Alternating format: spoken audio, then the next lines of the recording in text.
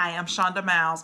Wanted to talk to you about how to save time during any certification exam. So it doesn't matter if you're taking the CPC, the CPB, CRC, whatever it is, if you need to save time during the certification exam, and most coders I find that's their problem. They run out of time. They spend too much time on a question. So if you want to save time during any certification exam, what you need to do is don't close your book. So you'll be surprised how many, seconds or minutes, maybe, depending on, kind of what you're coding, you can save by leaving your book open. So leave your book open. Just leave it open as you kind of go through and look for the codes, which it doesn't matter. CPT, HCPX, just leave them open as you're, kind of going through the test.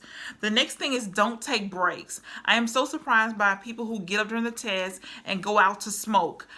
Go to the bathroom 10 times while they're during the test, because the time doesn't stop if you got to take a break, if you need a break, if you're sitting too long and you need to get out of the room. And the test is, it could be overwhelming, or especially if you haven't prepared. So I always tell my students to make sure you sit for the time test, whatever it is, 4 or 5 times, so you're used to sitting in a chair for 5 hours and 40 minutes. It goes fast when you're taking the test, but you want to be used to sitting down taking the test. You want to be used to your mind not taking a break, just going through the test, working each case or each question without having to get up and go out because you're feeling overwhelmed, or it seems like it's too much. So the next thing is wait to go to the bathroom. So if you can wait to go to the bathroom, I advise you to do that. That will save you some time. Sometimes the bathrooms are, down the hall, around the corner. You got to go quite a bit to get to the bathroom. You might lose 5 minutes. So you want to make sure, if you can, limit your fluid intake so that you don't have to keep going to the bathroom. And you'll be surprised. It could save you. I mean, it could be the difference between passing and failing. If you got to get up and go to the bathroom 2 or 3 times during the test, and then you don't finish the test because you ran out of time. So the next thing is read the questions before you read the scenario. And it is important that you read the question carefully. Determine exactly what it is that they're asking you. If you read the question first instead of reading the scenario, it keeps you from forgetting what the question, okay, when you read the question first, you know what you're looking for when you go and read the scenario. If you read the scenario first and then the question, you got to go back and read the scenario because you forgot what you read. So make sure you read the question first and read it carefully. Look for key words. Not, except, just different things that might be uncertain, or that may be, you want to look for those keywords that could change the way the question is answered. Have notes in your book. Do not go to the testing site, especially with things that you have trouble with.